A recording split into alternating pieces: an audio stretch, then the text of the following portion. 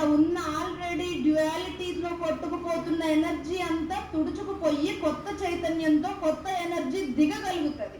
అది దిగాలి అంటే కొత్త న్యూ ఎనర్జీ మాస్టర్స్ రావాలండి.